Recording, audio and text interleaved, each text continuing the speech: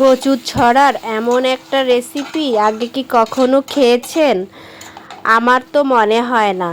এই রেসিপিটা খাওয়ার পরে বলবেন এটা কেন আগে জানলাম না। আসসালামু আলাইকুম, সবাই কেমন আছেন? আলহামদুলিল্লাহ আমরা ভালো আছি। তাছাড়া হাতে বাটা মশলার রেসিপিটা আসলেই মজাদার হয়।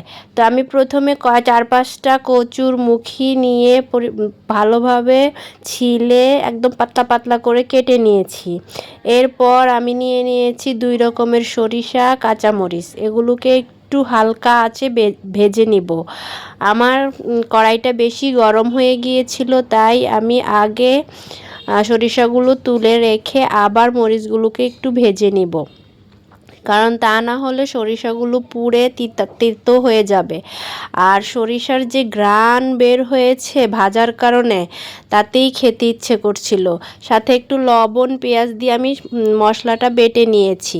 এখন আগে থেকে পরিষ্কার করে ধুয়ে রাখা কচুর মুখিগুলোতে দিয়ে দিব হালকা পরিমাণ লবণ, হলুদ, মরিচের গুঁড়ো, আর দিয়ে দিব রসুন বাটা, আদা বাটা, জিরা বাটা। সবই দিব খুবই সামান্য পরিমাণ। আর বেটে রাখা সরিষা আর পেঁয়াজের মিশ্রণটা, এই সব কিছু দিয়ে আমি এটাকে হাত দিয়ে সুন্দর করে মেখে নিব।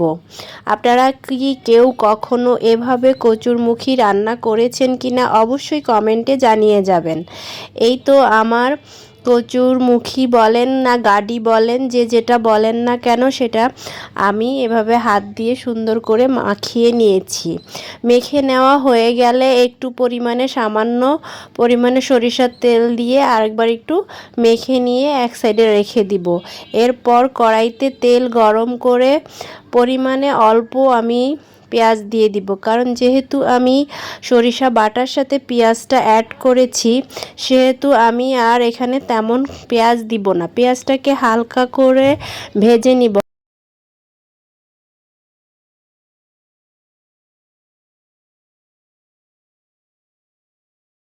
পেঁয়াজটা যখন লাল লাল হয়ে যাবে, এই পর্যায়ে আমি আগে থেকে মেখে রাখা কচুরমুখিগুলো দিয়ে দিব।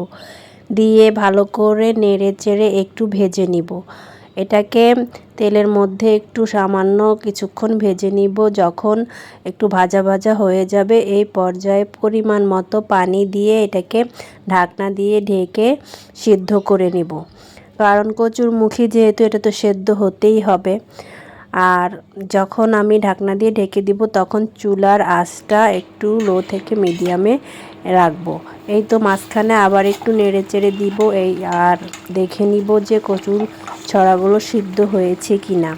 সিদ্ধ যখন হয়ে যাবে, ওই পর্যায়ে একটু ধনেপাতা দিয়ে দিব। ধনেপাতা দিয়ে একদম শুকনো শুকনো হওয়ার জন্য অপেক্ষা করব।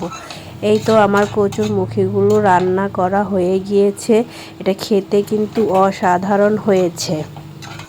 আপনারা চাইলে বাসায় একবার ট্রাই করে দেখতে পারেন।